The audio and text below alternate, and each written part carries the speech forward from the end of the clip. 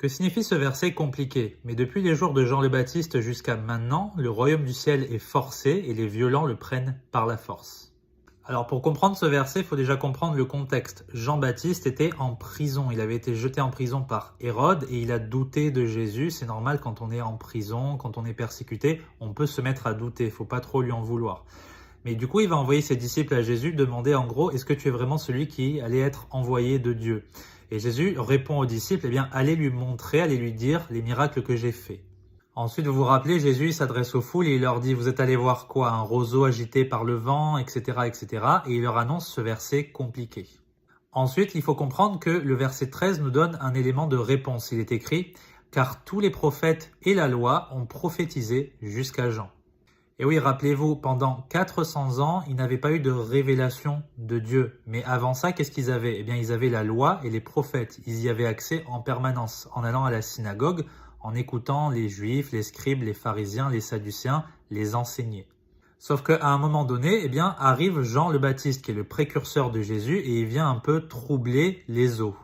Et ça ne va pas du tout faire plaisir aux leaders politiques juifs qui avaient pignon sur rue, ils avaient autorité, ils ne voulaient certainement pas que un certain Jean-Baptiste attire les foules à lui et annonce le Messie. Et en fait, il annonce le royaume du ciel qui est proche. Donc là, on a le Messie qui va rapidement arriver. Et ça ne va pas du tout leur faire plaisir et c'est pour ça qu'il est question du royaume du ciel qui souffre la violence. Pourquoi la violence? Eh bien parce que vous voyez, Jean-Baptiste a été jeté en prison, Jésus il va avoir de plus en plus d'opposition, donc il y a vraiment en fait une opposition de la part de Satan à la prédication du royaume du ciel. On ne veut pas que ce royaume du ciel soit prêché pour amener la liberté à Israël. Rappelez-vous cette parabole en Matthieu 21, eh bien quand ils vont vouloir tuer le fils pour saisir son héritage. Vous voyez, du coup, il y a vraiment une corrélation entre le royaume du ciel est forcé et les violents le prennent par la force. Donc ce passage, il n'a absolument rien à voir avec le fait d'entrer au paradis par la force. On ne peut pas y entrer par la force. Dieu, il ne force personne et nous, on ne peut pas forcer notre entrée au paradis. Rappelez-vous la tour de Babel, on ne peut pas monter jusqu'au ciel en construisant une tour. C'est seulement par la foi qu'on est sauvé.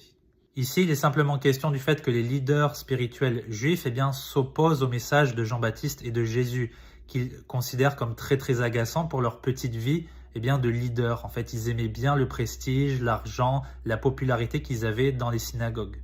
Et c'est pour ça que le royaume du ciel que Jésus et Jean prêchent, il souffre la violence. Et en fait, ils veulent le saisir pour le jeter, s'en débarrasser et établir leur propre justice à la place de celle de Jésus-Christ. J'espère que c'est clair, que Dieu vous bénisse.